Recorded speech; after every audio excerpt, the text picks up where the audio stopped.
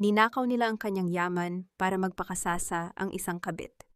Habang nagpapakakuba si Clara sa pagtatrabaho, nagpapakasarap si Mateo sa kasinungalingan. Wala kang kwentang asawa baog, panduduro ng biyenan niya. Ngunit hindi nila alam, hawak ni Clara ang pisi ng kanilang yaman. Pinutol niya ito. Babagsak ang kanilang huwad na kaharian. Mula sa pagiging sunod-sunuran, babangon siyang walang awa. Handa na ba silang mabuhay sa dilim? Siguraduhin mong hindi malalaman ni Clara ang tungkol sa condominium na binili natin para kay Isabel at sa bata, Mateo.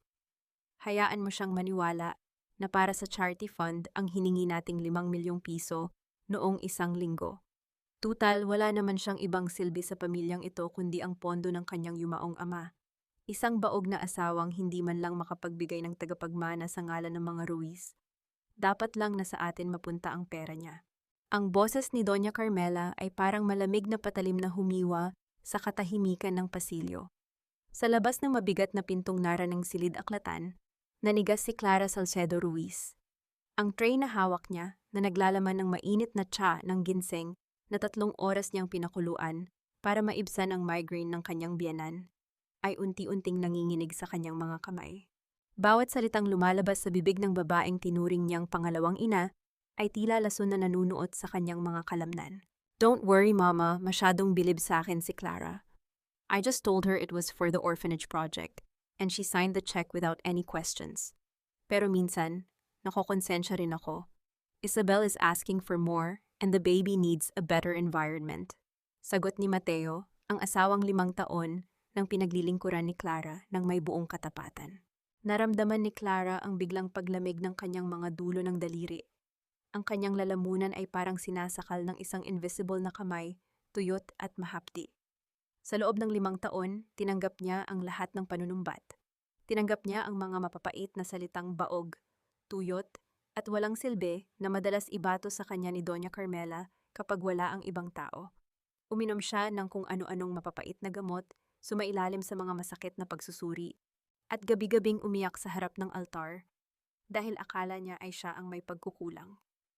Akala niya, ang pananatili ni Mateo sa tabi niya sa kabila ng kanilang kawalan ng anak ay isang tanda ng dakilang pag-ibig. Isang malakas na ihip ng hangin mula sa nakabukas na bintana sa loob ng silid ang nagtulak sa isang pirasong papel para lumipad patungo sa awang ng pinto. Huminto ang papel sa tapat mismo ng mga paa ni Clara. Sa gitna ng kanyang nanlalabong paningin dahil sa nagbabadyang luha, nabasa niya ang mga katagang nakasulat sa itim at puting dokumento. Ito ay isang medical report na may pangalan ni Mateo Ruiz mula sa isang klinika sa ibang bansa. Ang diagnosis ay malinaw at hindi nagbabago: azoospermia, 0 sperm count, infertility. Ang mundo ni Clara, ang mundong itinayo niya sa pundasyon ng sakripisyo at pagtitiis, ay gumuho sa isang kisap mata. Hindi siya ang may problema. Hindi siya ang baog. Sa loob ng 5 taon, hinayaan siya ni Mateo na magdusa sa kahihiyan habang ang lalaki ay nagpapakasarap sa piling ng ibang babae gamit ang perang pinaghirapan ng kanyang ama. Ang 5 milyong piso na akala niya ay mapupunta sa mga batang ulila ay gagamitin pala para sa marangyang buhay ng kabit nito at ng isang batang hindi man lang kadugo ni Mateo. Nabitawan ni Clara ang tray. Ang tunog ng porselanang nabasag sa sahig ay tila eko ng kanyang sariling puso na nagkadurog-durog. Ang mainit na tsa ay tumalsik sa kanyang mamahaling seda na damit, ngunit hindi niya naramdaman ang paso. Mas matindi ang hapdi ng katotohanang sumabog sa kanyang mukha. Dahan-dahang bumukas ang pinto. Lumitaw ang mukha ni Mateo, bakas ang gulat at takot. Habang sa likod niya ay nakatayo si Doña Carmela na mabilis na nagsuot ng maskara ng pagkukunwari. Ngunit huli na ang lahat. Ang liwanag sa mga mata ni Clara ay napalitan ng isang madilim at malalim na katahimikan. Hindi siya sumigaw, hindi siya nagmura. Nanatili siyang nakatayo ng tuwid, habang ang bawat hibla ng kanyang pagkatao ay unti-unting nagtitigas gaya ng asero. Sa ilalim ng marangyang chandelier ng Mansyong Ruiz, isa lamang ang katanungang paulit-ulit na humahampas sa kanyang isipan, isang tanong na magiging mitya ng kanyang pagbabagong anyo. Hanggang kailan mo kayang tiisin ang hapdi ng isang pag-ibig na binuo sa ibabaw ng mga kasinungalingan? At kailan ka magsisimulang maningil sa bawat luhang iyong ibinuhos para sa mga taong ang tanging hangad ay ang iyong pagkadurog? Hindi nagtagal ang katahimikan sa pasilyo matapos ang pagbasag ng porselana. Ang liwanag ng umaga na sumisilip sa mga bintana ng mansyon ay tila walang dalang init para kay Clara. Habang nakaupo sa hapagkainan kinabukasan, pinagmamasdan niya ang bawat kislap ng pilak na kubyertos at ang rangya ng paligid na dati ay itinuturing niyang tahanan. Ngayon, ang bawat sulok ng silid na ito ay tila mga rehas ng isang gintong kulungan. Hiha, okay ka na ba? Mukhang malalim ang iniisip mo. Hindi mo man lang ginalaw ang iyong breakfast. Malambing na wika ni Doña Carmela, habang eleganteng humihigop ng kape. Ang kanyang tinig ay puno ng peking pag-aalala, ang parehong tinig na narinig ni Clara kagabi na tinatawag siyang walang silbi.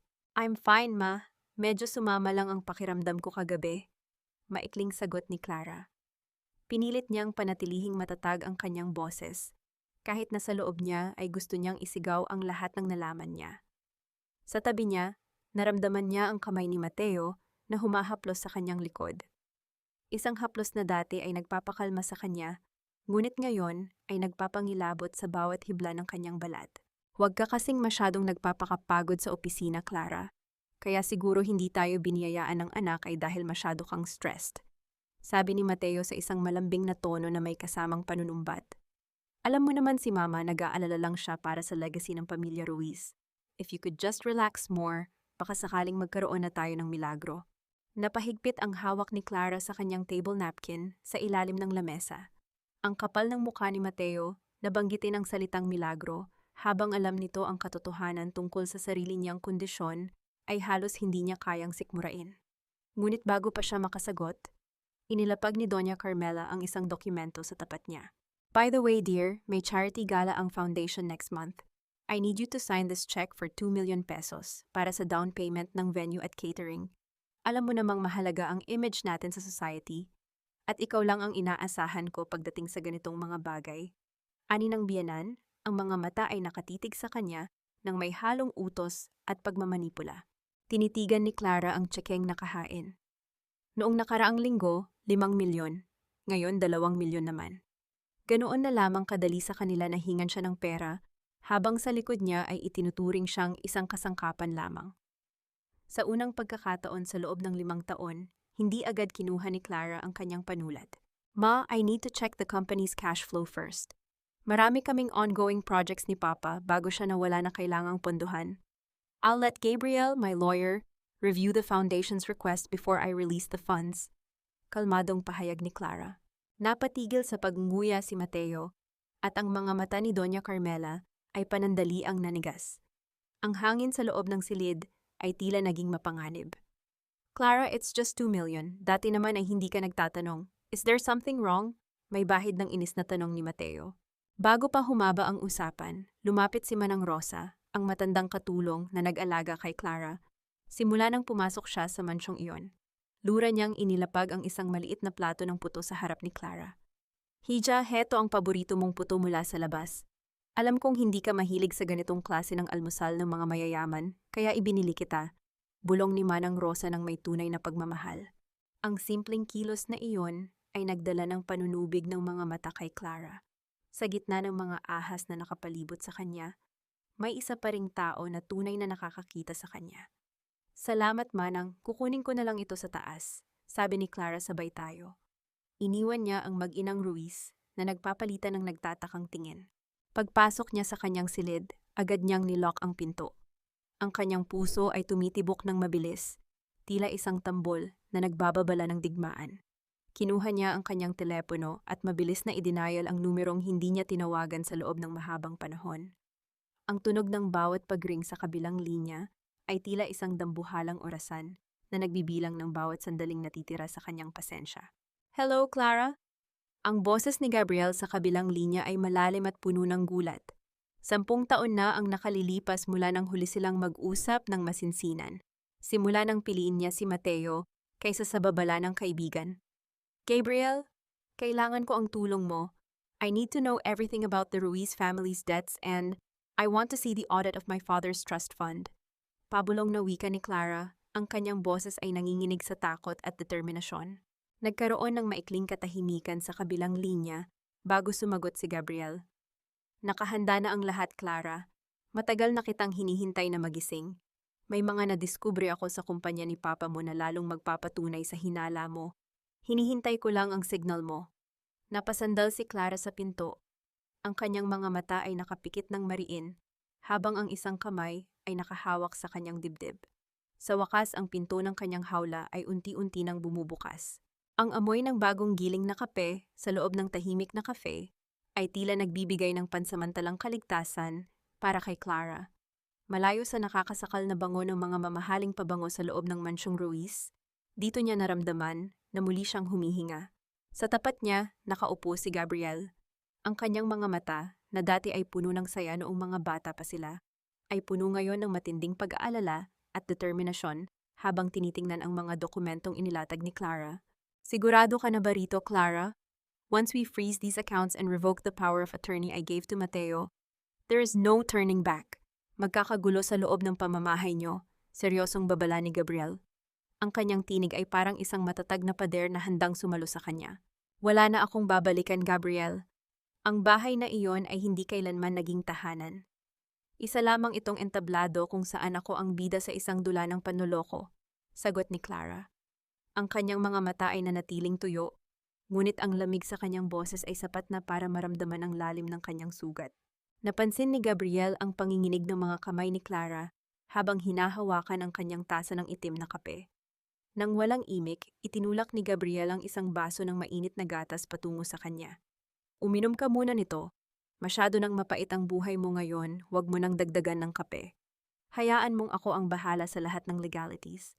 By this afternoon, all their supplementary cards will be useless pieces of plastic. Samantala, sa kabilang bahagi ng lungsod, nasa gitna ng isang marangyang butik sa Greenbelt si Doña Carmela. Kasama ang kanyang mga kaibigang socialite, tila reyna siyang naglalakad habang tinitingnan ang pinakabagong koleksyon ng mga designer bags. Ang bawat kilos niya ay puno ng kayabangan na tila ba ang buong mundo ay nakasalalay sa kanyang pitaka. Oh, look at this crocodile skin bag. It's perfect for the gala next month. Ani Doña Carmela habang ipinapakita ang bag na nagkakahalaga ng mahigit 1,000,000 piso. Don't worry ladies, this is on me. Isama niyo na rin ang mga napili niyo. Treat ko na ito bilang pasasalamat sa pagsuporta sa foundation. Ngiting na tingiti ang kanyang mga kaibigan. Pumupuri sa kanyang kabutihang loob at kayamanan.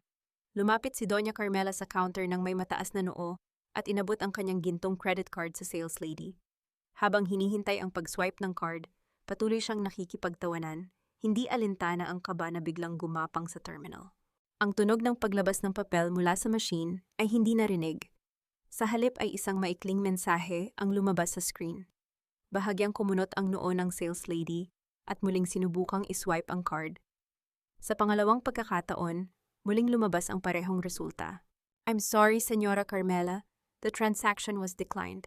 Baka po may problema sa bank server nyo, magalang ngunit seryosong pahayag ng sales lady. Ang paligid ay biglang tumahimik. Ang mga kaibigan ni Doña Carmela, na kanina lang ay puno ng papuri, ay nagsimulang magbulungan at magpalitan ng makahulugang tingin. What? That's impossible! Subukan mo ang isang ito. Asar na iniabot ni Carmela ang isa pang card. Ngunit muli, ang resulta ay pareho, declined. Isang matinding init ang umakyat sa kanyang mukha. Ang kanyang dignidad na itinayo niya sa ibabaw ng yaman ni Clara ay unt-unting nadudurog sa harap ng mga taong kinatatakutan niyang mapahiyaan. Mabilis niyang kinuha ang kanyang telepono at idinial ang numero ni Clara. Clara, what is the meaning of this? I'm at the mall and my cards are not working. How dare you embarrass me in front of my friends? Ayusin mo ito ngayon din. Sigaw ni Carmela sa kabilang linya, hindi na iniintindi kung sino ang nakakarinig. Sa kabilang linya, kalmadong nakaupo si Clara sa loob ng kanyang sasakyan. Pinapanood niya ang mga tao sa labas. Ang kanyang mukha ay walang mababakas na emotion. Baka may system maintenance lang ang bangko, ma, or baka naman naabot niyo na ang limit ng trust fund for this month. Don't worry, I'll have my accountant look into it tomorrow. Tomorrow? Clara, we need this now. You are being irresponsible. Patuloy na pag-aalboroto ni Carmela, ngunit bago pa siya makatapos ay pinutol na ni Clara ang tawag. Ang katahimikan na sumunod ay tila isang matamis na kanta para kay Clara. Nang gabing iyon, bumalik si Clara sa mansyon na tila walang nangyari. Ngunit pagpasok pa lang niya sa pinto, narinig na niya ang mabibigat na yabag ng paa na pababa mula sa hagdan. Si Mateo, na ang mukha ay pulang-pula sa galit, ay sinalubong siya ng may nakakuyom na mga palad. Ang hangin sa loob ng bahay ay tila puno ng kuryente, nagbabadyang sumabog sa anumang sandali. Anong ginawa mo sa mga account natin, Clara? Bakit pati ang pondo para sa construction ng kondo ay biglang nawala? Bulyaw ni Mateo. Inihagis niya ang kanyang leather na bag sa sahig. Ang tunog ng pagtama nito sa marmol ay tila isang pagsabog sa gitna ng gabi. Lumapit siya kay Clara ng napakalapit, sapat na para maramdaman niya ang mainit na hininga ng galit nito. Sumagot ka, are you trying to ruin us? Tumitig si Clara ng diretso sa mga mata ni Mateo. Walang takot, walang luha. Isang tipid na ngiti ang sumilay sa kanyang mga labi, isang ngiting hindi pa nakikita ni Mateo sa loob ng 5 taon. Ruin you, Mateo? No, I'm just taking back what's mine. At simula pa lang ito. Anong tingin mo sa sarili mo, Clara? Ang taas na yata ng lipad mo porket hawak mo ang pirma sa mga bank accounts.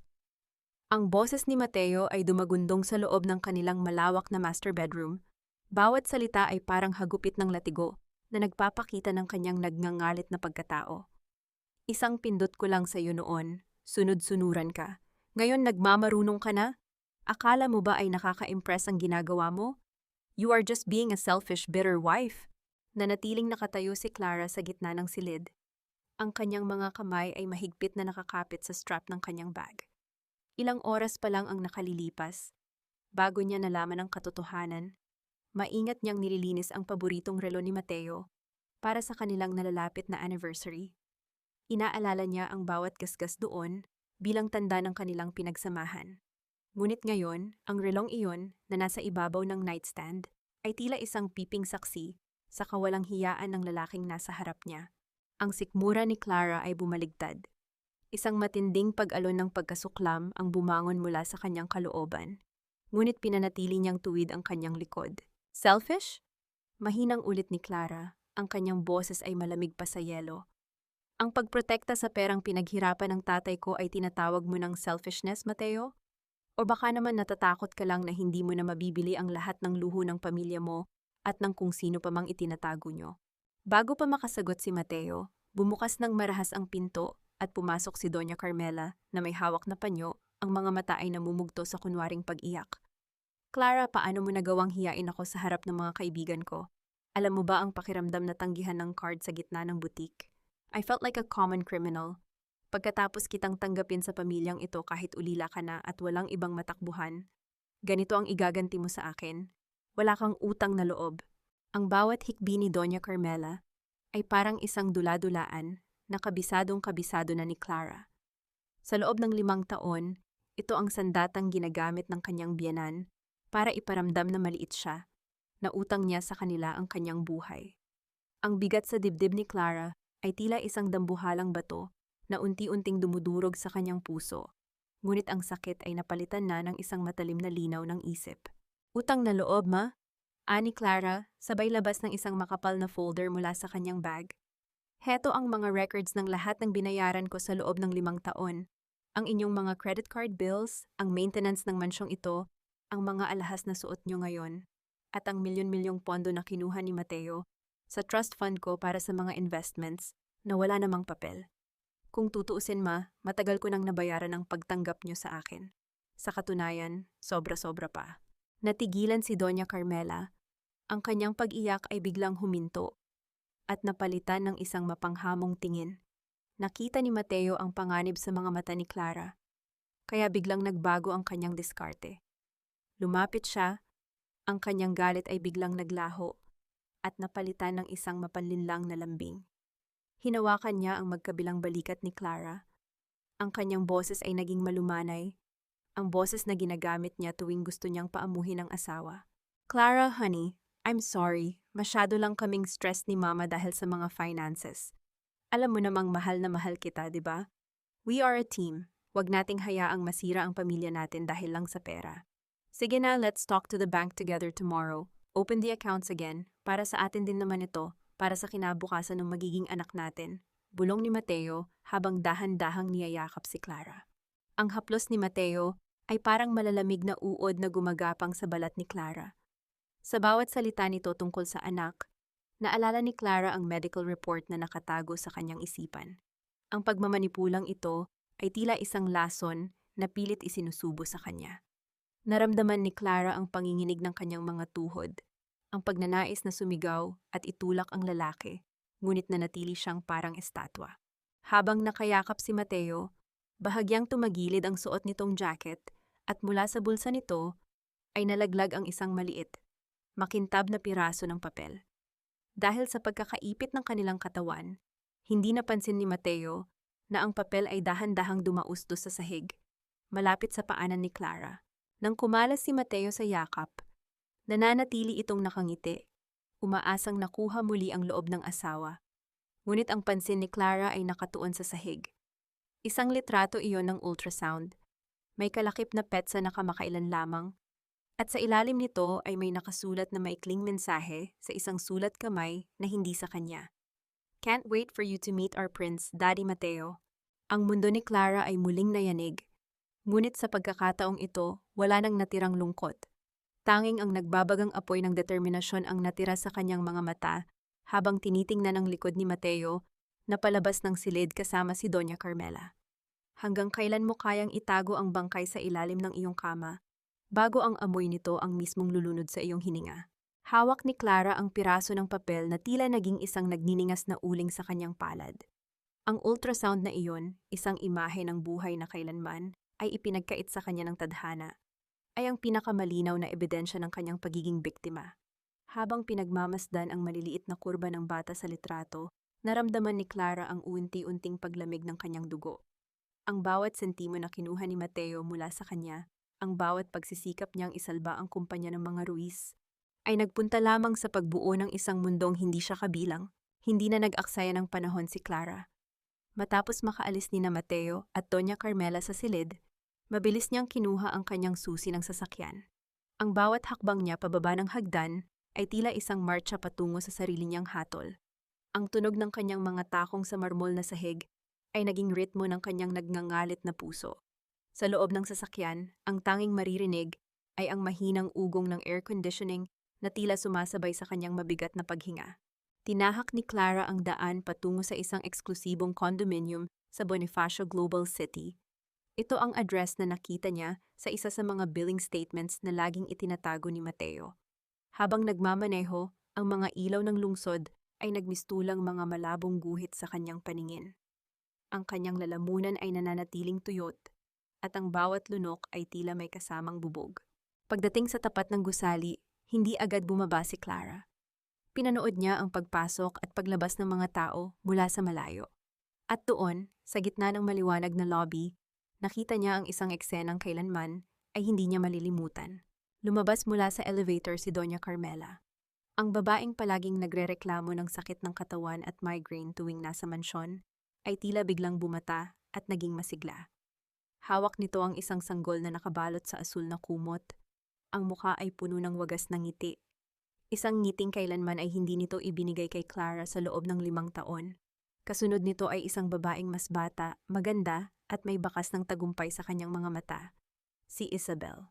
Naramdaman ni Clara ang isang matinding paninikip sa kanyang dibdib.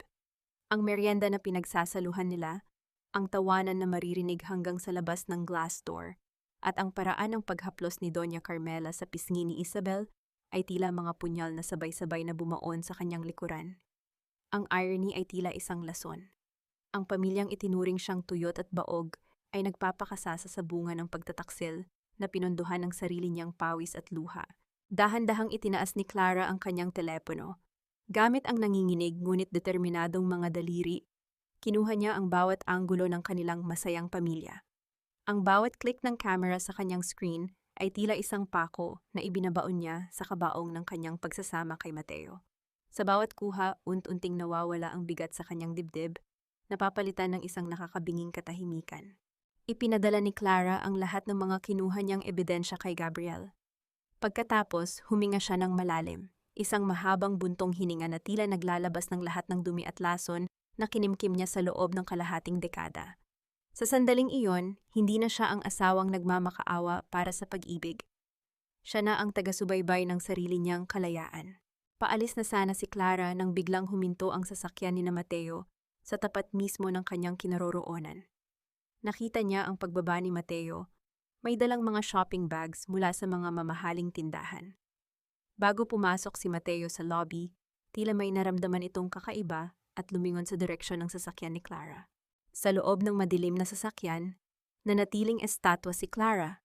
Ang kanilang mga mata ay tila nagtagpo sa gitna ng makapal na salamin, kahit alam niyang hindi siya nakikita ng lalaki. Ngunit sa itaas, sa bintana ng condo unit sa ikalawang palapag, nakatayo si Isabel. Nakatingin ito ng diretso sa sasakyan ni Clara. Ang kanyang mga labi ay dahan-dahang kumurba sa isang mapang-uyam na ngiti. Tila ipinapamukha kay Clara na siya na ang bagong reyna ng kahariang itinayo sa kasinungalingan. Sino ang tunay na nagmamay-ari ng tagumpay? Ang magnanakaw na nakakuha ng lahat?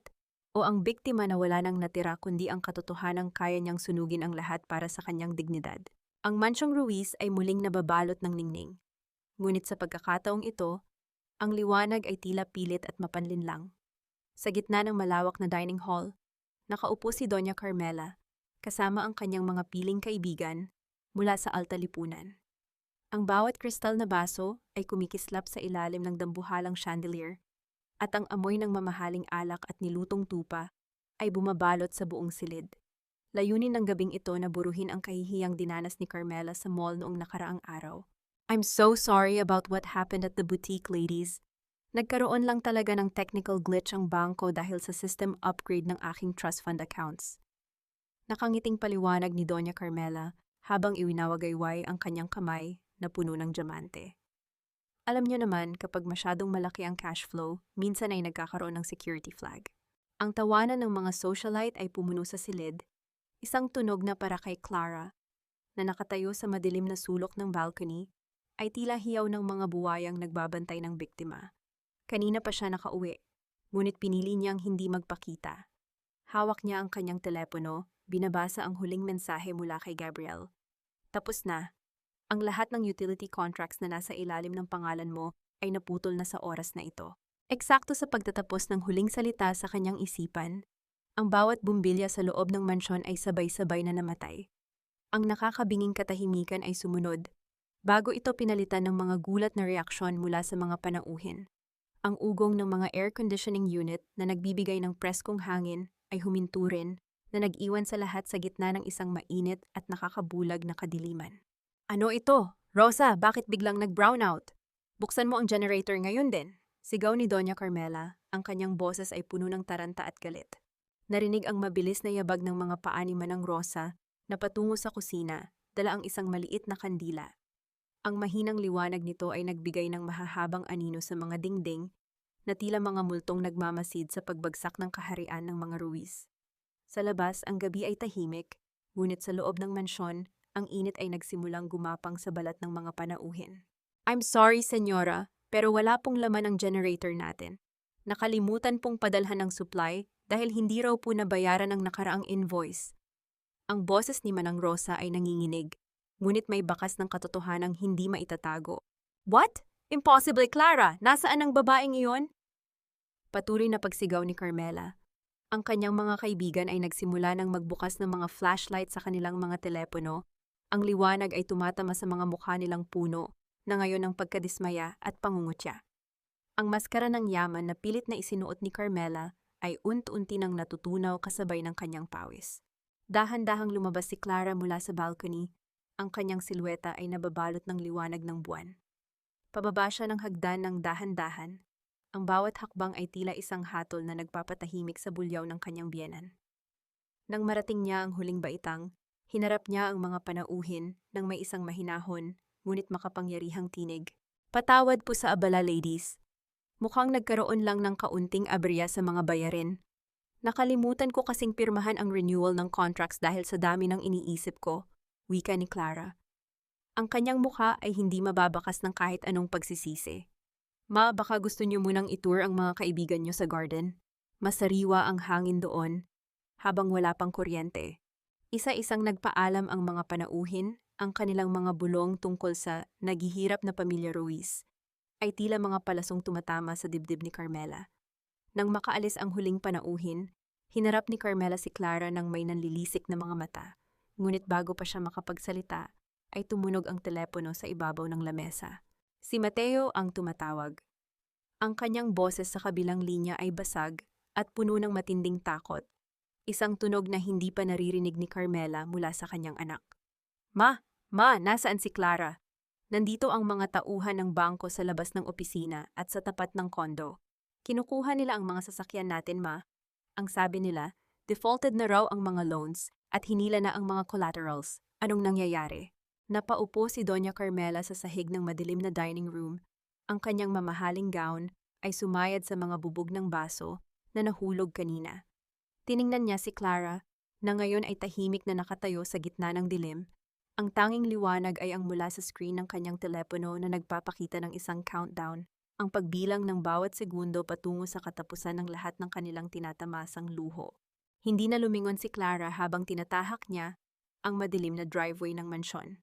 Ang bawat hakbang niya palayo sa malalaking pinto ng bahay Ruiz ay tila pag-alis ng isang mabigat na kadena na 5 taon niyang kinaladkad.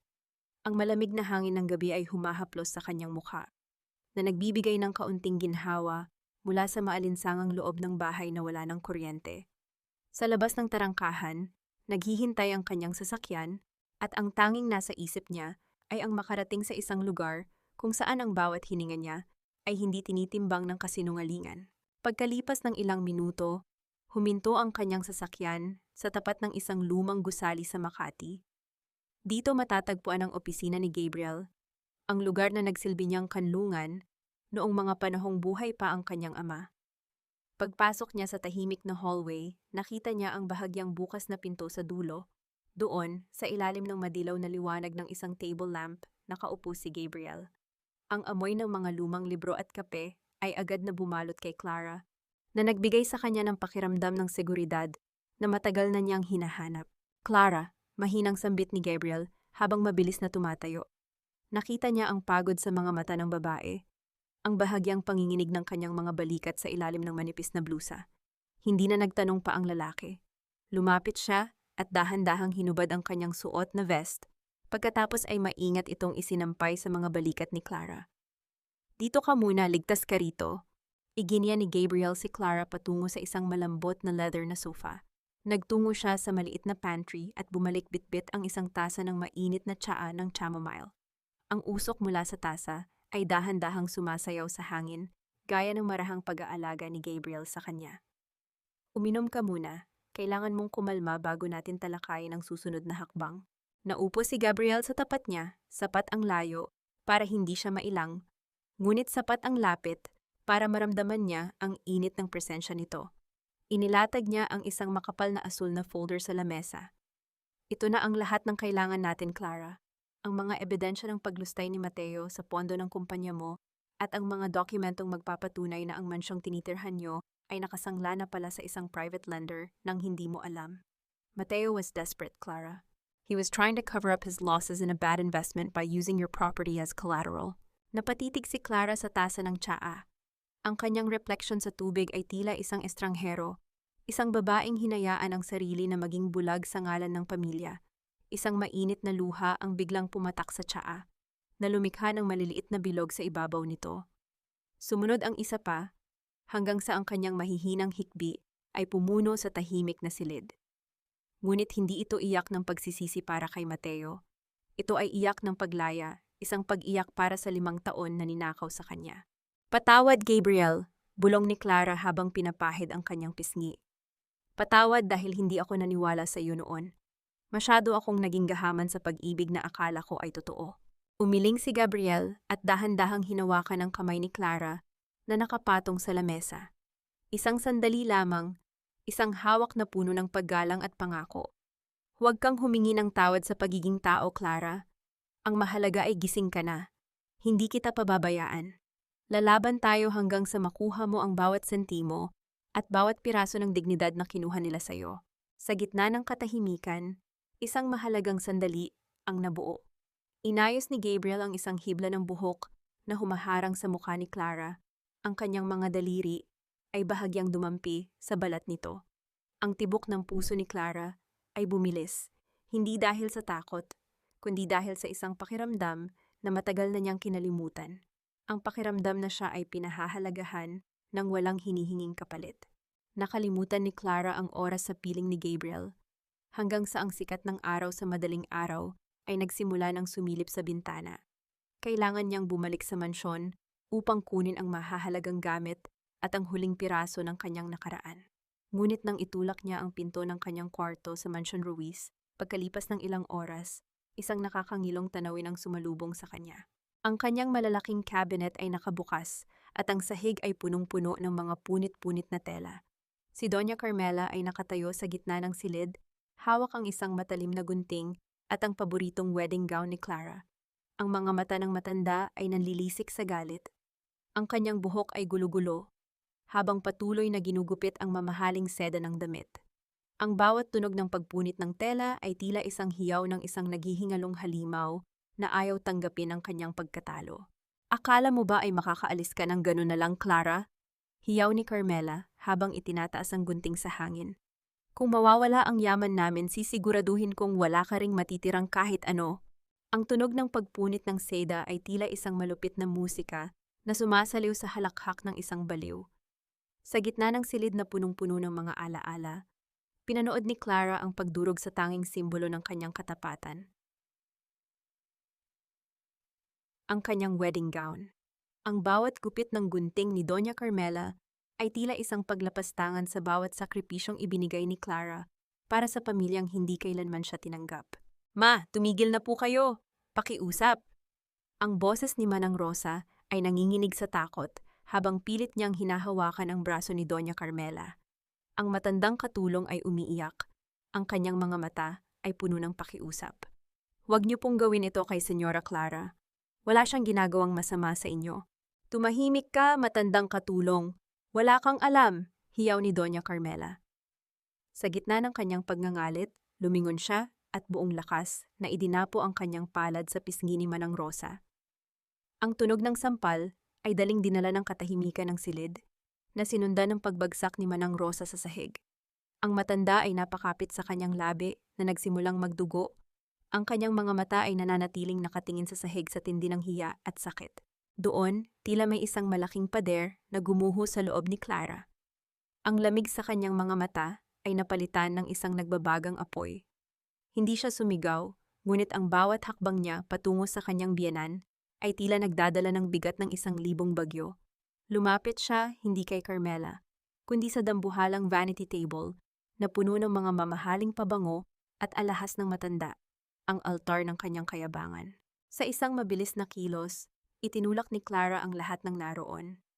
Ang tunog ng mga bote ng kristal na nagkabasag-basag sa sahig ay tila isang pagsabog na yumanig sa buong mansyon. Ang bango ng mga pabango ay biglang naging nakakasulasok. Hindi pa doon tumigil si Clara. Hinawakan niya ang gilid ng antigong vanity table at buong lakas itong itinumba.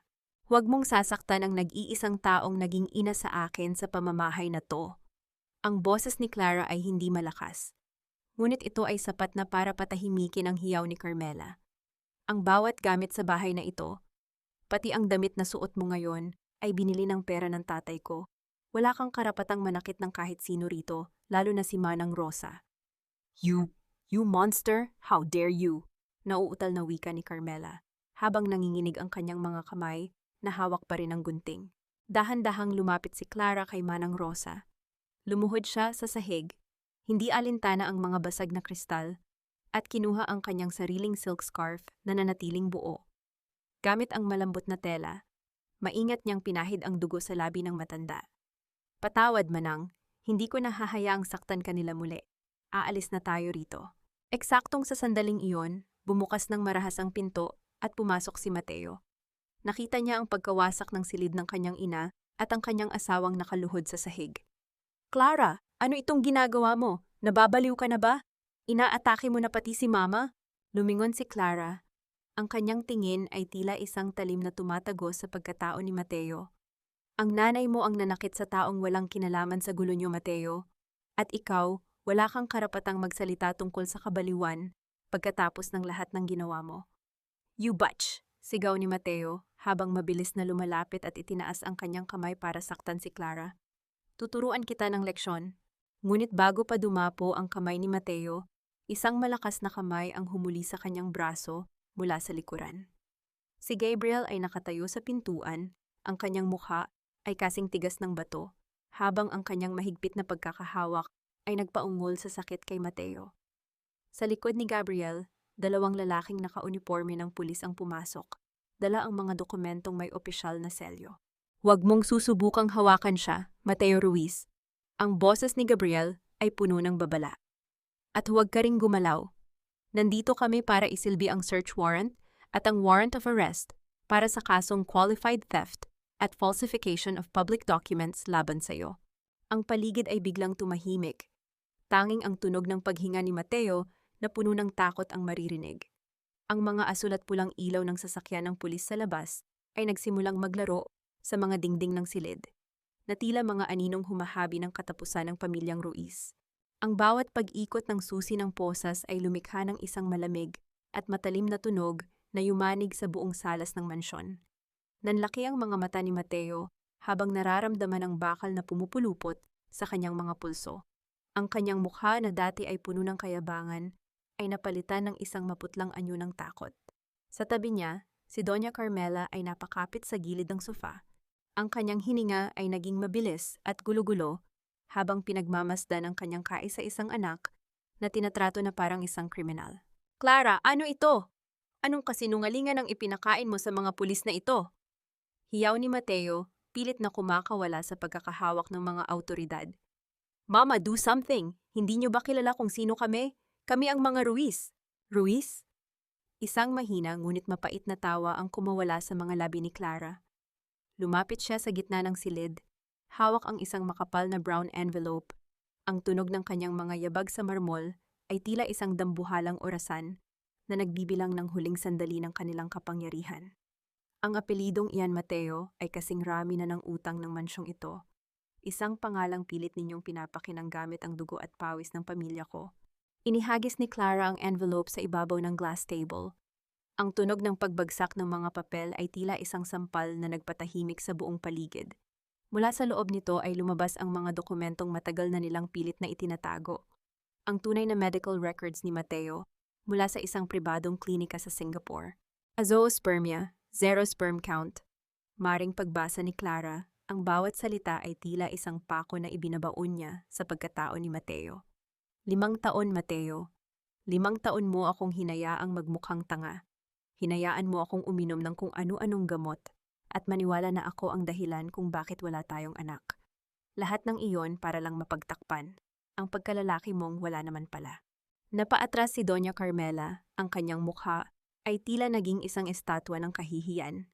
Ang sikreto na iningatan niya, nang higit pa sa kanyang sariling buhay, ay nakabalandra na ngayon sa harap ng lahat. Ang hiya na pilit niyang iniwasan ay tila isang dambuhalang alon na lumulunod sa kanya sa sandaling iyon. At ang bata? Pagpapatuloy ni Clara, ang kanyang boses ay naging mas matalim. Ang batang akala ni Mateo ay sa kanya na pinamili niyo pa ng condominium gamit ang pera ko? Galing sa isang anonymous donor mula sa isang fertility bank. Ginamit niyo ang pera ko para suportahan ang anak ng ibang lalaki dahil lang sa desperasyon niyo na magkaroon ng peking tagapagmana ang inyong huwad na kaharian. Isang baog na asawa at isang biyenang gahaman. Perfect combination, di ba? Hindi nakapagsalita si Mateo. Ang kanyang mga balikat ay bumagsak. At ang kanyang mga mata ay hindi na makatingin ng diretso kay Clara. Si Gabriel, na nakatayo sa likuran ni Clara, ay nanatiling tahimik. Ang kanyang presensya ay tila isang matatag na pader na nagbibigay ng lakas sa babae upang tapusin ang laban na ito. Tapos na ang palabas, Doña Carmela, wika ni Clara habang tinititigan ang matanda. Wala na ang yaman niyo at ngayon wala na rin ang inyong dangal. Ngunit sa gitna ng tensyon, biglang bumukas ang pintuan ng mansyon.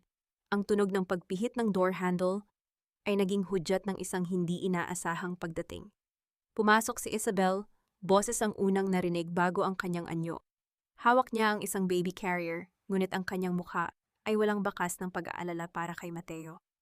Sa halip, ang kanyang mga mata ay puno ng isang malupit na determination. Mabuti naman at nalaman mo na rin ang totoo, Clara, ani Isabel habang naglalakad patungo sa gitna ng salas. Tumingin siya kay Mateo nang may matinding pandidiri. Tapos na tayo, Mateo. Hindi ko na kailangang magpanggap na mahal kita ngayon at wala ka ng pera. Kukunin ko na ang anak ko at aalis na ako sa bansang ito. Ayoko nang magkaroon ng kinalaman sa pamilyang punong-puno ng kasinungalingan. Ang bawat salitang binitawan ni Isabel ay tila mga pako na isa-isang ibinabaon sa kabaong ng dangal ni Mateo.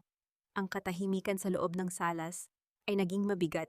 Tanging ang mahinang pag-iyak ng sanggol sa carrier ang maririnig. Isang inosenteng tunog sa gitna ng isang maruming digmaan. Ikaw? Ang boses ni Doña Carmela ay nanginig. Ang kanyang daliri ay nakaturo kay Isabel habang ang kanyang mukha ay namumula sa galit. Ikaw ang nagkanulo sa amin? Matapos naming ibigay sa iyo ang lahat? Binigyan ka namin ng bahay ng marangyang buhay at ganito ang igaganti mo? Isang mapait na tawa ang kumawala sa mga labi ni Isabel. Inayos niya ang pagkakahawak sa baby carrier at tumingin ng diretso sa matanda. Ang lahat ng iyon ay galing kay Clara, hindi sa inyo. Huwag tayong maglokohan, Doña Carmela. Alam nating pareho na ang pamilya Ruiz ay isang malaking bula na puputok na. At ako, hindi ako tanga para sumama sa inyo sa paglubog. Kaya noong naramdaman kong wala nang maibigay na pera si Mateo, ako na mismo ang gumawa ng paraan para matapos na ang lahat ng ito. You gold-digging snake, sigaw ni Carmela. Susugod sana siya para saktan si Isabel, ngunit mabilis siyang nahawakan ng isang pulis. Ang matanda ay nagpumiglas. Ang kanyang mamahaling perlas sa leeg ay naputol.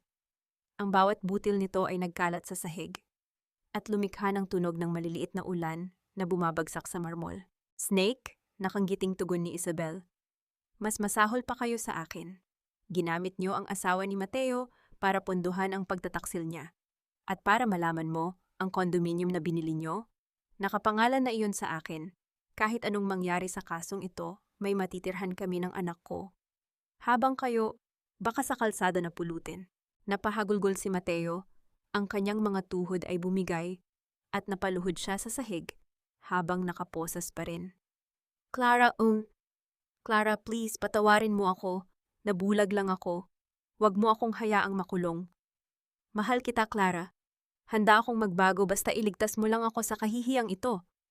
Pagmamakaawa niya, ang kanyang mga luha ay pumatak sa sapatos ni Clara. Tinitigan siya ni Clara nang walang kahit anong emosyon.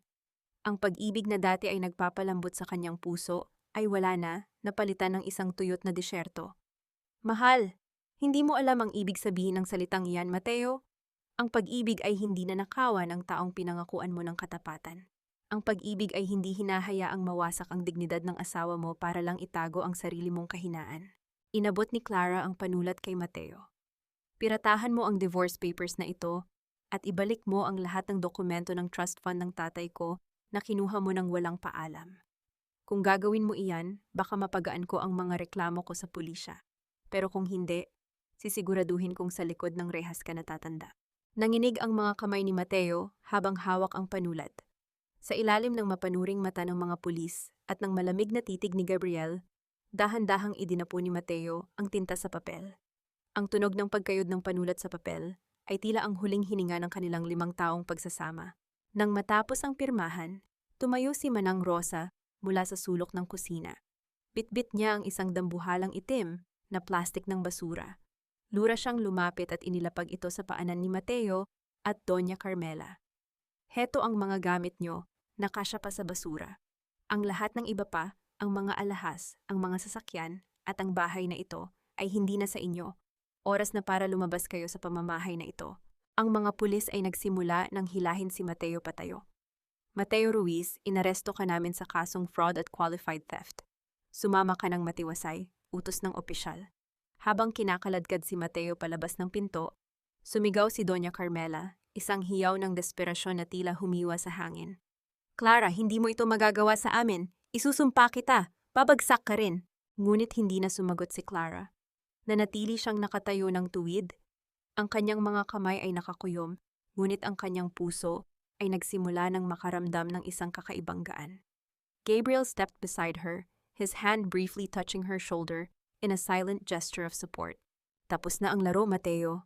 Bulong ni Clara sa kanyang sarili habang pinapanood ang pagsasara ng malaking pinto ng mansyon sa huling pagkakataon para sa mga Ruiz.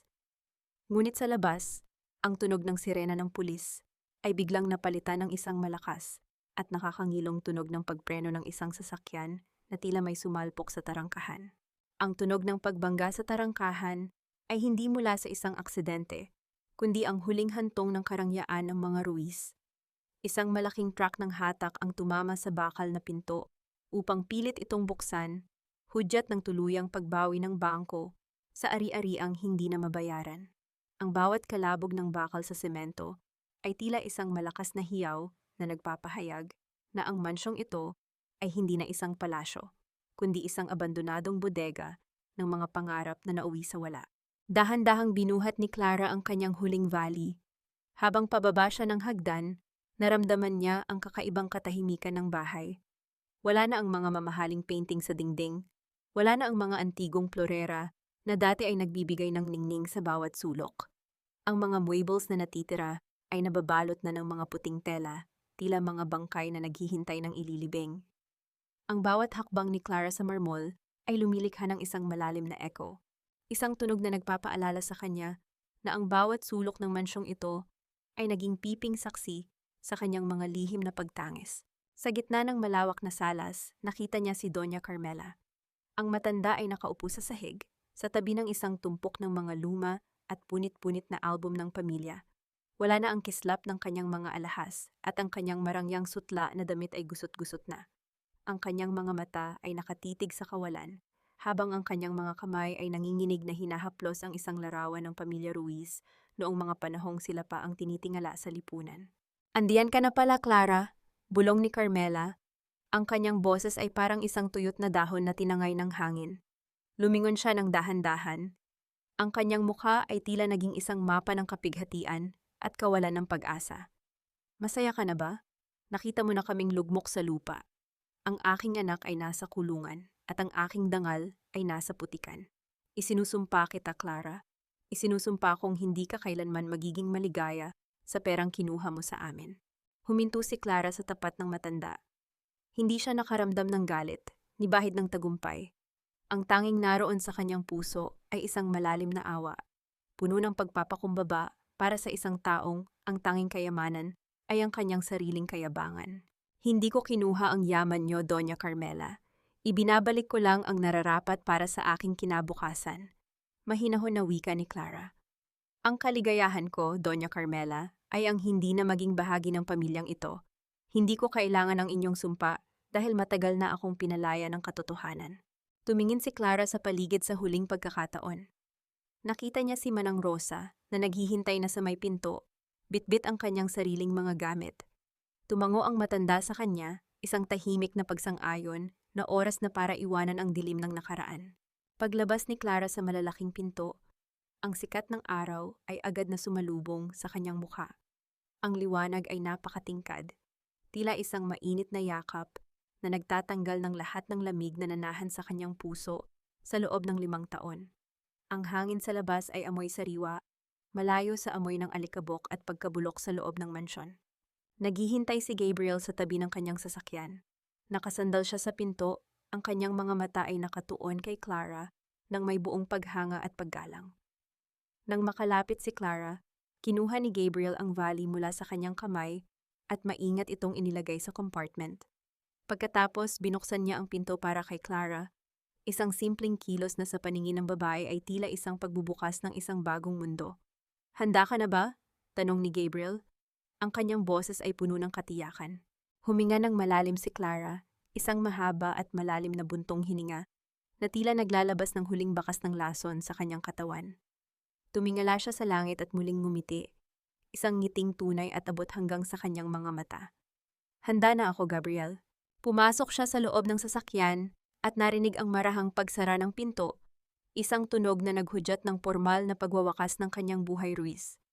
Habang dahan-dahang umaandar ang sasakyan palayo sa mansyon, pinanood ni Clara sa side mirror ang unti-unting pagliit ng gusali hanggang sa tuluyan na itong maglaho sa kurbada ng daan.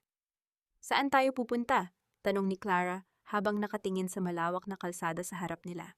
Muling sumilay ang isang tipid na ngiti sa mga labi ni Gabriel habang mahigpit na hawak ang manibela. "Sa simula, Clara, sa simula."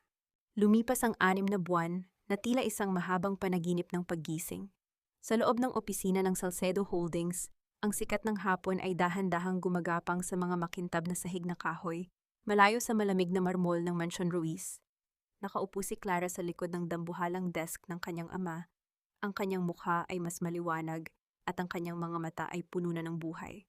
Ang bawat pirma niya sa mga dokumento ay hindi nagawa sa takot, kundi sa isang matatag na pagmamay-ari sa kanyang kapalaran. Ngunit sa kabila ng tagumpay, may mga sandaling ang anino ng nakaraan ay biglang sumusulpot ng walang babala. Isang malakas na pagsasara ng pinto sa labas o isang boses na may pagkakahawig sa panunumbat ni Doña Carmela ay sapat na para bumilis ang tibok ng kanyang puso. Sa mga sandaling iyon, ang kanyang mga kamay ay naninigas at ang kanyang hininga ay tila nagiging mababaw, isang labi ng trauma ng gaslighting na 5 taon niyang dinala. "Clara, you've been staring at that page for 5 minutes." Ang malambing na boses ni Gabriel ay bumasag sa katahimikan ng silid. Pumasok si Gabriel dala ang isang maliit na bouquet ng puting freesias at isang tasa ng mainit na tsaa. Inilapag niya ang mga ito sa gilid ng mesa ni Clara, hindi nagtatanong ngunit alam ang bawat senyales ng pag-aalala sa mukha ng babae. "Take a break, masyado mo nang pinapagod ang sarili mo." "I'm fine, Gabriel. Marami lang talagang kailangang i-review bago ang board meeting bukas." Sagot ni Clara, bagaman ang kanyang boses ay may bahid ng pagod. Umupo si Gabriel sa tapat niya. Ang kanyang tingin ay puno ng pasensya. "Hindi mo kailangang magmadali, Clara. You've already rebuilt this company in record time. Give yourself some grace." Inabot ni Gabriel ang kamay ni Clara na nakapatong sa lamesa. Isang marahang haplos na nagparamdam sa babae na hindi siya nag-iisa sa kanyang laban. Nang maggabi, sabay silang lumabas ng gusali. Biglang bumuhos ang malakas na ulan. Ang bawat patak ay lumilikha ng isang dambuhalang kurtina ng tubig na bumabalot sa lungsod. Ang tunog ng ulan sa semento ay tila isang ritmo na nagpapatigil sa ingay ng trapiko. Napilitan silang maghintay sa ilalim ng maliit na mahihian ng gusali habang hinihintay ang kanilang sasakyan. Dahil sa lakas ng hangin, ang malamig na wisik ng ulan ay tumatama sa balat ni Clara. Nakita ito ni Gabriel kaya kinuha niya ang kanyang suot na coat at maingat itong ibinalot sa mga balikat ni Clara. Dahil sa kipot ng kanilang silungan, ang kanilang mga katawan ay halos magdikit. Naamoy ni Clara ang bango ng sabon at kape mula kay Gabriel, isang amoy na nagbibigay sa kanya ng kakaibang ginhawa. Sa gitna ng nakakangilong tunog ng ulan at ang lamig ng gabi, naramdaman ni Clara ang init ng presensya ni Gabriel. Dahan-dahang ipinatong ni Gabriel ang kanyang braso sa likuran ni Clara upang protektahan ito mula sa hangin. Ang kanyang mukha ay napakalapit, sapat para maramdaman ni Clara ang bawat hininga nito sa kanyang pisngi. "Hayaan mong alagaan kita, hindi dahil kailangan mo, kundi dahil gusto ko," bulong ni Gabriel. Ang kanyang mga mata ay nakatitig ng malalim sa mga mata ni Clara. Tila binabasa ang bawat lihim na takot na natitira sa puso nito. "You don't have to carry the world alone anymore, Clara." Hindi umiwas si Clara. Sa halip, dahan-dahan niyang ipinikit ang kanyang mga mata at isinandal ang kanyang ulo sa matatag na balikat ni Gabriel. Ang pakiramdam ng kanyang buhok na dumidikit sa tela ng coat ni Gabriel at ang tibok ng puso ng lalaki na tila sumasabay sa kanya ay nagbigay sa kanya ng isang uri ng kapayapaan na hindi niya naramdaman sa loob ng maraming taon. Ito ang kilig na binuo sa respeto, hindi sa pangako ng mga material na bagay. Ngunit ang katahimikan ng kanilang sandali ay muling nabasag nang may lumapit na tauhan mula sa security desk. May dala itong isang maruming puting sobre na tila nabasa na ng ulan. "Ma'am Clara, may nag-iwan po nito sa baba kanina. Para sa inyo raw po, galing sa isang abogado mula sa Pitan." Naramdaman ni Clara ang biglang paglamig ng kanyang pakiramdam. Ang sobre ay may mga bakas ng dumi at tila may mantsa ng dugo sa isang sulok. Habang hinahawakan niya ito, ang kanyang mga kamay ay nagsimulang manginig. Ang nakaraan ay tila isang halimaw na tumatangging mamatay, patuloy na humahabol sa kanya kahit sa gitna ng kanyang bagong simula. Ang hangin sa loob ng silid pagbisita ng piitan ay mabigat, amoy luma at tila may dalang pait ng mga pagsisising huli na ang lahat. Ang bawat tunog ng pagpihit ng dambuhalang kandado at ang pagkayod ng mga bakal na pinto sa semento ay tila isang babala na ang lugar na ito ay sementeryo ng mga pangarap. Naupo si Clara sa tapat ng makapal na salamin, ang kanyang likod ay tuwid at ang kanyang mga mata ay walang mababakas na takot. tanging isang malalim at payapang katahimikan. Bumukas ang pinto sa kabilang bahagi at lumitaw si Mateo. Ang dating makisig at kagalang-galang na lalaki ay tila isang anino na lamang ng kanyang dating sarili. Malaki ang ipinayat nito, gulo-gulo ang buhok, at ang kanyang mga mata ay lubog at puno ng panginginig. Nang makita niya si Clara, dahan-dahan siyang naupo. Ang tunog ng bakal na upuan na kumiskis sa sahig ay nagdulot ng isang nakakangilong ingay sa tahimik na silid. Clara, pumunta ka. Akala ko ay hindi mo na ako sisiputin. Basag ang boses ni Mateo habang hinahawakan ang telepono sa kabila ng salamin. Narito ako para tapusin ang lahat, Mateo. Para hindi na tayo muling magkaroon ng dahilan na mag-usap pa, seryosong sagot ni Clara. Ang kanyang tinig ay hindi nanginginig. Malayo sa boses ng asawang dati ay nagmamakaawa para sa kanyang atensyon. Patawarin mo ako, Clara. Sa loob ng 6 na buwang ito, wala akong ibang inisip kundi ang laki ng pagkakamali ko. Nabulag ako ni Isabel. Ninakawan niya rin ako. Pagkatapos mong mawala, iniwan niya rin ako at kinuha ang lahat ng natitirang pera ko. Ngayon ko lang na-realize na ikaw lang ang tunay na nagmahal sa akin. Hikbi ni Mateo, ang kanyang mga luha, ay nagsimulang pumatak sa maruming lamesa. Please, Clara, bigyan mo ako ng chance. Kapag nakalabas ako rito, babawi ako, mahal kita. Tinitigan ni Clara ang kanyang dating asawa. Pinagmamasdan niya ang bawat paghikbi nito, ang bawat salitang lumalabas sa bibig nito, na dati ay nagpapabilis ng tibok ng kanyang puso. Ngunit sa pagkakataong ito, wala siyang naramdaman. Walang galit, walang puot, at higit sa lahat, wala ng pag-ibig. Isang malaking espasyo ng kawalan ang nanahan sa kanyang dibdib. Mahal mo ako, Mateo? O mahal mo ang buhay na ibinibigay ko sa iyo? Mahinahong tanong ni Clara. Ang pag-ibig na sinasabi mo ay isang lason na muntik nang pumatay sa akin. Hindi na galit ang nararamdaman ko para sa iyo, Mateo. Wala na. At yun ang pinakamasakit na parusa. Ang makalimutan ka. Dahan-dahang kinuha ni Clara ang maliit na sobre mula sa kanyang bag. Inilabas niya ang kanyang lumang wedding ring, ang huling simbolo ng kanilang nakaraan, na puno ng kasinungalingan. Inilapag niya ito sa ibabaw ng lamesa sa tapat ng salamin. Ang tunog ng pagtama ng ginto sa matigas na ibabaw ay tila ang huling tuldok sa isang mahabang kwento ng pait. Ito ang huling piraso ng buhay natin. Ibinabalik ko na sa iyo, kasama ang lahat ng alaala na ayaw ko nang bitbitin, wika ni Clara. Huwag mo na akong susulatan muli. Malaya na ako, Mateo. At sa pagkakataong ito, ako naman ang pipili sa sarili ko. Tumayo si Clara nang hindi na hinihintay ang sagot ni Mateo. Narinig niya ang pagsigaw ng kanyang pangalan at ang paghampas ni Mateo sa salamin, ngunit hindi na siya lumingon. Ang bawat hakbang niya palayo sa silid na iyon ay tila pagtatapon ng isang mabigat na pasanin. Ang tunog ng kanyang mga takong sa semento ay naging ritmo ng kanyang huling tagumpay. Paglabas niya sa tarangkahan ng piitan, ang sikat ng araw ay agad na dumampi sa kanyang balat. Ang hangin ay amoy kalayaan, malayo sa nakakasakal na amoy ng bakal at pagsisisi. Huminga siya ng malalim, ang kanyang lalamunan ay hindi na barado ng mga luhang kailangang itago.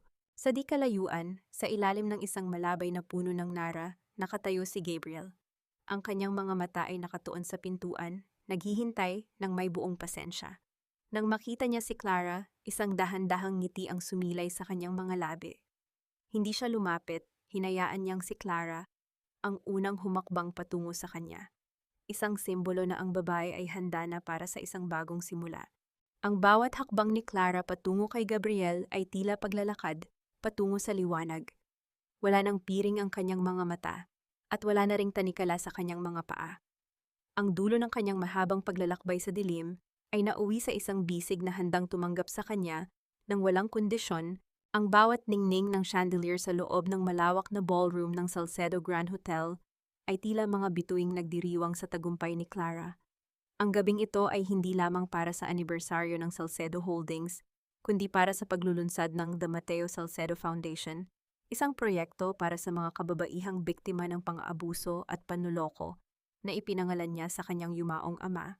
Ang amoy ng mga sariwang bulaklak at ang mahinang himig ng mga byulin ay bumabalot sa buong silid, na lumilikha ng isang kapaligirang puno ng pag-asa at dignidad. Nakasuot si Clara ng isang simpleng asul na gown na tila kulay ng langit pagkatapos ng bagyo. Wala na ang mabibigat at marangyang alahas na dati ay pilit na ipinapasuot sa kanya ni Doña Carmela upang magmukhang Ruiz. Ang tanging suot niya ay ang kanyang matamis na ngiti at ang kumikinang na liwanag sa kanyang mga mata. Sa gitna ng kasiyahan, isang pamilyar na mukha ang lumapit sa kanya. Si Sofia, isa sa mga dating kaibigan ni Doña Carmela. Bahagyang bumaba ang boses nito na tila may ibinubulong na isang malaking lihim. Clara, balita ko ay kalunos-lunos ang sinapit ni Carmela. Nakita raw siya sa isang maliit na barong-barong sa labas ng lungsod, marungis at madalas na kinakausap ang sarili tungkol sa mga nawawalang alahas. Nawala na raw siya sa kanyang katinuan mula nang ma-foreclose ang lahat ng ari-arian nila. Tumitig si Clara sa kanyang baso ng champagne. Ang balita tungkol sa paghihirap ng kanyang dating biyenan ay hindi nagbigay sa kanya ng kagalakan, ngunit hindi rin ito nagdulot ng lungkot. Ito ang karma na matagal nang hinulog ng langit, ang pag-aani ng mga tinanim na kasinungalingan.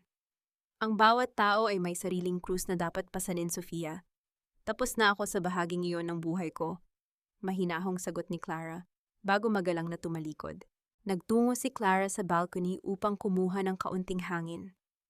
Ang malayo at maliliit na ilaw ng lungsod ay tila mga sulo ng kalayaan. Doon naramdaman niya ang isang pamilyar na presensya sa kanyang likuran. Hindi na niya kailangang lumingon para malaman kung sino ito. Masyadong maingay sa loob, di ba? Ang boses ni Gabriel ay puno ng init. Lumapit siya at tumayo sa tabi ni Clara. Ang kanyang mga kamay ay nakalagay sa bulsa ng kanyang Amerikana. Minsan mas masarap pakinggan ang katahimikan, Gabriel. Doon ko mas naririnig ang sarili ko, tugon ni Clara. Dahan-dahang humarap si Gabriel sa kanya. May kinuha siyang isang maliit na velvet na kahon mula sa kanyang bulsa. Sa loob nito ay isang kwintas na may pendant na hugis pakpak ng ibon, gawa sa puting ginto at maliliit na diamante. Hindi ito singsing, kundi isang simbolo ng higit na malalim na pangako. Clara, hindi ko hinihiling na maging asawa kita ngayon din. Alam kong marami ka pang sugat na kailangang hilumin. Wika ni Gabriel, ang kanyang boses ay nanginginig sa katapatan. Gusto ko lang ibigay ito bilang tanda ng aking pangako. Hayaan mong ako ang maging hangin sa ilalim ng iyong mga pakpak. Gusto kitang alagaan sa paraang hindi ka mapapagod at mahalin sa paraang hindi ka masasaktan. Para sa kalayaan mo at sa pag-ibig na hindi nang hihingi ng kapalit. Naramdaman ni Clara ang panunubig ng kanyang mga mata.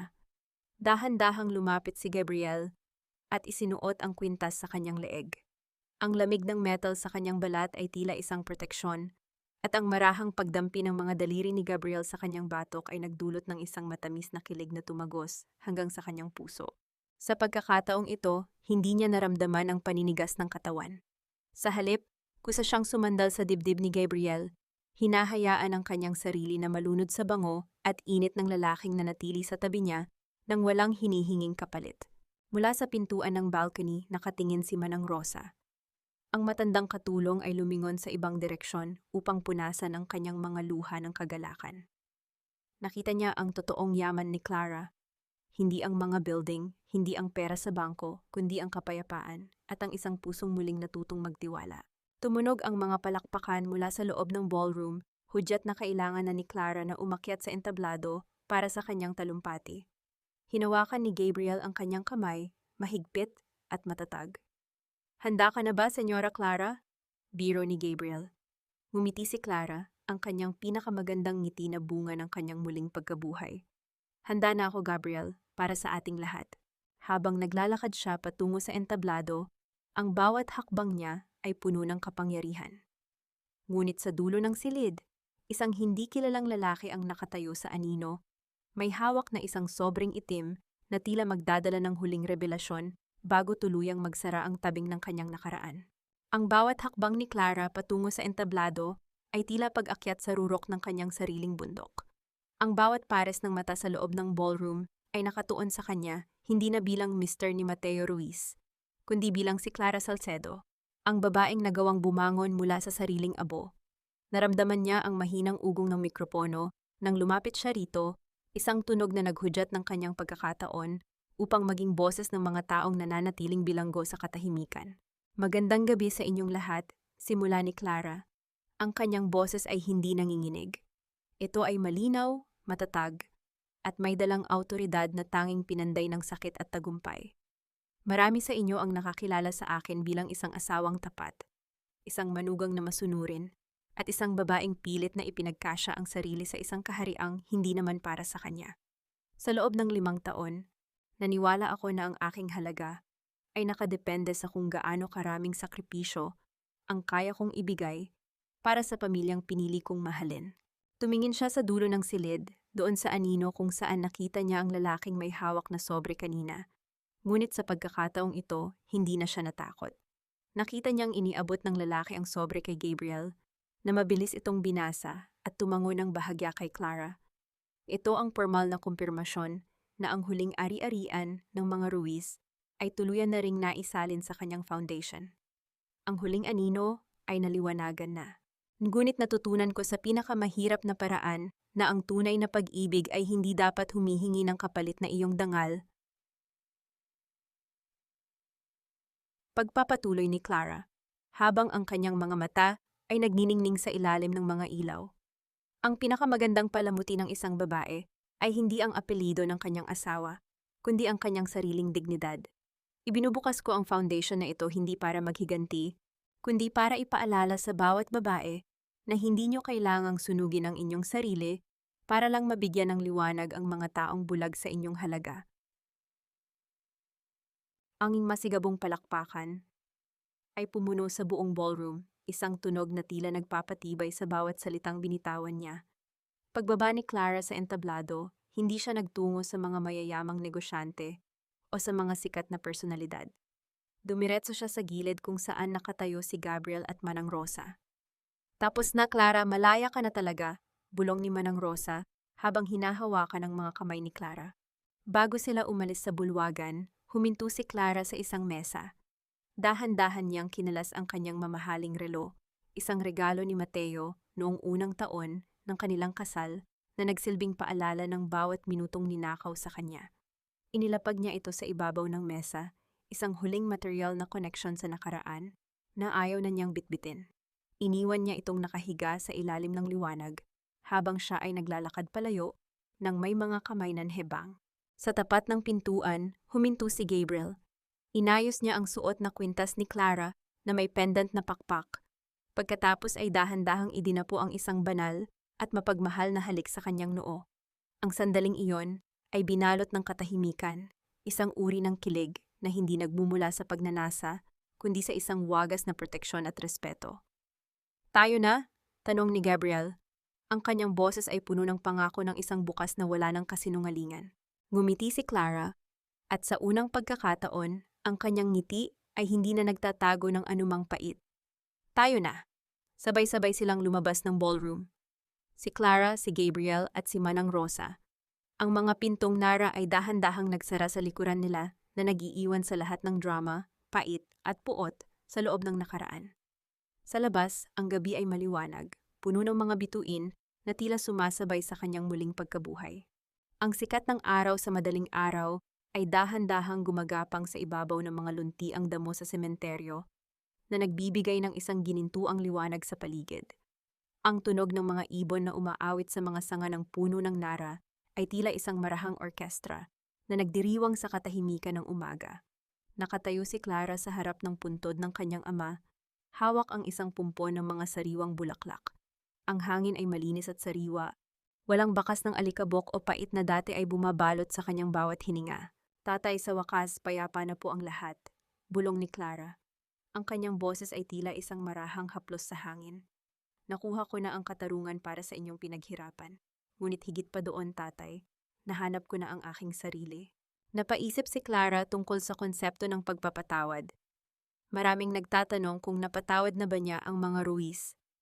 Sa kanyang puso, alam niya ang sagot. Hindi niya pinatawad sina Mateo at Doña Carmela dahil karapat-dapat sila, kundi dahil ayaw na niyang bitbitin ang bigat ng galit sa kanyang paglalakad patungo sa hinaharap. Pinatawad niya ang kanyang sarili, ang bersyon ni Clara na dating naging mahina, na hinayaang tapakan ang kanyang dignidad sa ngalan ng isang huwad na pag-ibig. Ang paglaya niya mula sa puot ang kanyang pinakamalaking tagumpay. Mula sa di kalayuan, narinig ni Clara ang tunog ng maliliit na yabag ng paa sa damuhan. Isang maliit na batang babae, na may mga matang puno ng kuryosidad at ngiting kasing ningning ng umaga, ang tumakbo patungo sa kanya. Ito si Hope, ang batang inampon nila ni Gabriel mula sa isang foundation. Ang bata ay simbolo ng pamilyang dati, ay ipinagkait sa kanya, isang pamilyang binuo hindi sa obligasyon, kundi sa wagas na pagpili at pagmamahal. Mama, look! I found a pretty stone! Masayang hiyaw ng bata habang ipinapakita ang isang makinis na bato. Dahan-dahang lumapit si Gabriel at inakbayan si Clara. Ang init ng kanyang presensya ay nananatiling matatag at tapat, gaya ng pangako niya noong gabing iyon sa ilalim ng ulan. Sa likuran nila nakatayo si Manang Rosa, na ngayon ay masigla at nakangiti habang pinapanood ang bata. Ang Mansion Ruiz ay naging isang malayo at malabong alaala na lamang, pinalitan ng isang simpleng bahay na punong-puno ng tunay na tawanan at respeto. Habang naglalakad silang apat palayo sa sementeryo, ang anino ng nakaraan ay tuluyan ng naglaho sa ilalim ng mataas na sikat ng araw. Ang bawat hakbang ni Clara ay may kasiguraduhan. Nahanap na niya ang kanyang baitang ng pag-asa, isang buhay kung saan ang kanyang halaga ay hindi na muling susukatin ng pera o ng kakayahang magsilbi sa iba, kundi ng laki ng kanyang pagmamahal sa sarili. Ang kwentong ito ay isang paalala sa bawat babaeng nakikinig. Ang inyong puso ay hindi isang alay na dapat sunugin para sa mga taong hindi marunong magpahalaga sa inyo. Huwag kayong matakot na iwanan ng dilim, dahil ang bukang liwayway ay palaging naghihintay sa mga taong may lakas ng loob na hanapin ang sarili nilang liwanag. Sa paglubog ng araw sa kabilang dako ng dagat, ang mga alon ay dahan-dahang humahalik sa pampang, na tila bumubulong ng isang huling mensahe. Ang sugat ay naghihilom, ang pait ay lumilipas, ngunit ang dignidad ng isang babaeng marunong lumaban ay mananatiling kasing tatag ng mga bituin sa langit.